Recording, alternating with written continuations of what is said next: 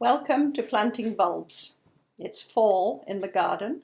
There are many special tools on the market, but I prefer just to use a spade, especially when you're planting a group of bulbs. Opinions have changed as to the use of bone meal. When planting bulbs, we suggest that you look on the internet.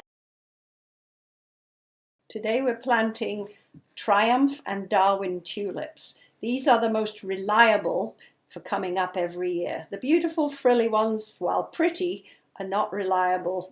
Usually they peter out after a couple of years. So to get your money's worth, much better to plant Darwin or Triumph tulips.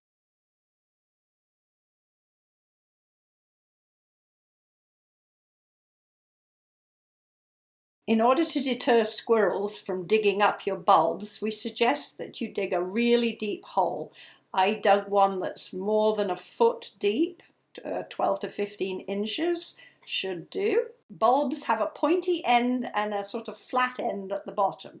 The pointy end must go upwards.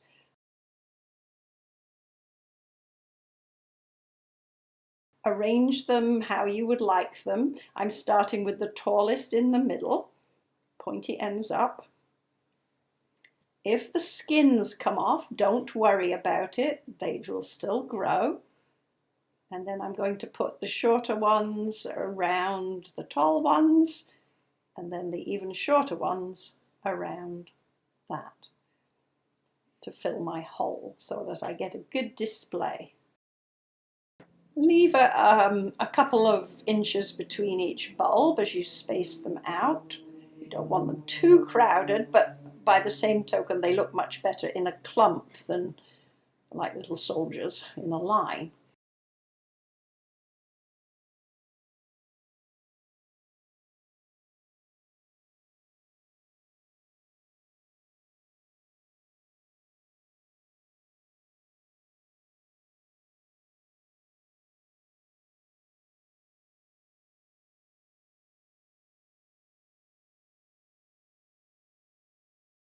So when you're happy with the arrangement, I suggest that you just put the soil back in the hole gently, not with a shovel to start with, because you don't want to knock the bulbs over. You want to make sure they're still pointy end up.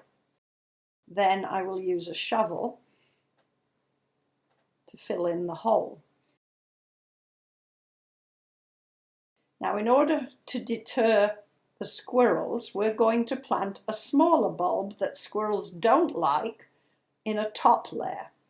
And these bulbs don't need to be planted as deeply, maybe 5 inches, something like that. Spread them out. These are muscari, but daffodils will do. But muscari also will increase. So I'm putting a bit more of a space between these. And what you need to know about muscari is in the fall, you will get strappy leaves coming up. So don't pull them out in the fall wondering what. And then I usually mark where I have put the bulbs so that I don't suddenly decide to put some more in. So now we're going to move to the front garden where we're going to plant narcissus. In the spring, I marked the ground where I would be able to put the daffodil bulbs. So you'll see that little brown stick, that's been hidden all year under the hosta leaves. That's marking a spot where there are no bulbs, so I'm not going to dig them up by mistake. Daffodils usually come in a packet of about 5, so I don't need such a big hole. They don't need to be so deep, and I just arrange them in a little circle so you get a nice clump of daffodils. Daffodils, same thing, pointy side up. You can sometimes see the hairy roots at the bottom. They are often split. That will come up. That's how daffodil bulbs increase. So a split daffodil is just fine. Put them in the ground, pointy side up. And then I'm just breaking up the soil a bit because I dug out some rather large clumps. Not putting anything on top of these because squirrels won't dig up daffodils. They don't like the taste.